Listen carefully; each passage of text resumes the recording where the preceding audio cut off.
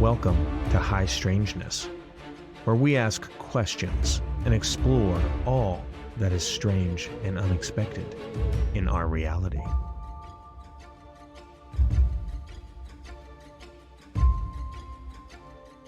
Welcome to High Strangeness. My name is Tony, and in today's episode, we're going to take a look at a 20-year period in the mid-1900s where UFOs were showing up everywhere. So, let's get started right now at 1946.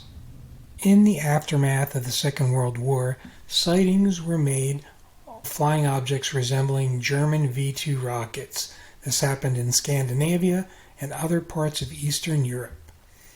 British intelligence feared that these ghost rockets were being launched from Russia, but French scientific advisors tried to influence everybody that they believed these sightings were just merely daylight meteors.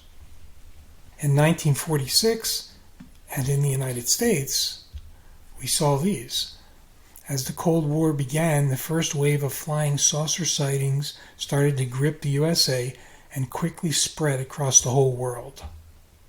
In September, the U.S. Army Air Force launched their first official inquiry into UFOs. There was a Lieutenant Nathan Twining, and in his review of all this, he decided and claimed that this was something real and not just some visionary or fictitious thing. Then we go into 1947, and probably everybody knows about Roswell, New Mexico. In July 1947, what happened was there was your crash of a UFO out in the middle of New Mexico. There was a rancher who had seen this, investigated it, and then somehow the military was either notified or came aboard, and they started kind of locking down the area and making sure nobody could get near the crash. Now, after this, they basically, the military that is, made the claim right away that they did capture a downed flying saucer. But over time, that story changed. Over a short time, like within a day or two, then over some time, within the next day or two, they changed the story and said it was nothing more than a balloon that had crashed. Now, 1948, on this year, there was actually the loss of a life that may have been caused by a UFO. Kentucky Air Force Captain Thomas F. Mantell died in 1948 while pursuing a UFO while flying a fighter plane. Mantell had described the incident to the tower crew as a very large metallic object. He said the object was above and ahead of him moving at a fast speed. Then communication broke off and Mantell ended up crashing to his death. In 1952, about Washington, D.C., U.S. fighter jets were scrambled to investigate the UFOs that were seen on radar over Washington, D.C. In July 19, 1952, an air traffic controller was at his radar screen at Washington National Airport in D.C. when he saw 7 unusual blips on the screen. No known aircraft were in the area, and there was no explanation for the presence of the objects. He talked to his supervisor, and together they watched the mysterious objects dart across the sky. They then called nearby Andrews Air Force Base, where controllers also saw strange objects on their radar screen. Now, 1953, as fears of the Cold War and nuclear confrontation grew, the CIA sought to convene a panel of scientists to secretly review the UFO evidence and make recommendations for actions. Also, at this time, in Britain, the Air Ministry also set up its own UFO investigation unit. Now, 1955, the Kelly-Hopkinsville encounter.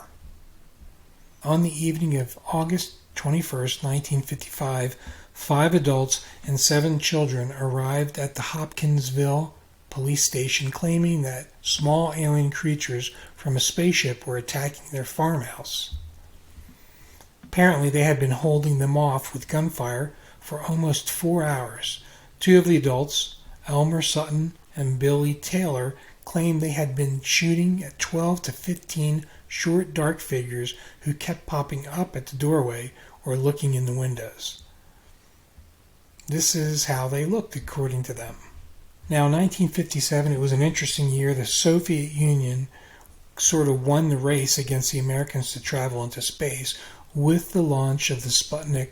At this time, in Britain, UFOs are also tracked on radar, and aircraft were scrambled to intercept, sparking questions in the House of Commons as well as newspaper headlines. Then we have 1961, the Betty and Barney Hill abduction. Barney is a U.S. postal worker and Betty was a social worker. They were newly married, and they had just had a wonderful time on their honeymoon in Niagara Falls. While there, they worried that the weather was going to be bad one evening, so they decided to head home. And on that travel home, it was at that time, on September 1961, that Betty and Barney Hill claimed to have been abducted by aliens. One of the issues they had was they had lost some time from that experience, and they did claim that they were abducted. In the years following, they were also put under hypnosis, and they were able to remember some troubling details. Now, this was the first big publicized abduction story that would actually get national recognition for UFOs. Now, there's a lot to this story, and if you're not familiar with it, I encourage you to take a little time and look into it. There are pretty good documentaries out there. There's even one by Discovery Plus that will kind of walk you through everything that happened and give you some inside details, and even play portions of the interview that they had with Betty and Barney, and even some hypnosis audio recordings. Now, in 1964, we have the Lonnie Zamora incident. This is in Loma, Colorado, Friday, April 24th, 1964. Socorro police officer Lonnie Zamora reported having a close encounter with an unidentified craft on Friday. This UFO case is one of the most famous and best documented. Zamora had claimed he saw two people inside a shiny object that later rose into the air, accompanied by a flaming roar. 1965, the Valençol UFO incident in France. In Valençol, a farmer spotted what he thought was a helicopter that landed in his lavender field. He was annoyed by that, of course, and approached it, only to find out that it was an oval-shaped object resting on four legs. He claimed that in front of it stood two figures, not quite 4 feet tall, dressed in tight gray-green clothes. Their heads were oversized and with a sharp chin. Their eyes were large and slanted, and they were making a grumbling sound.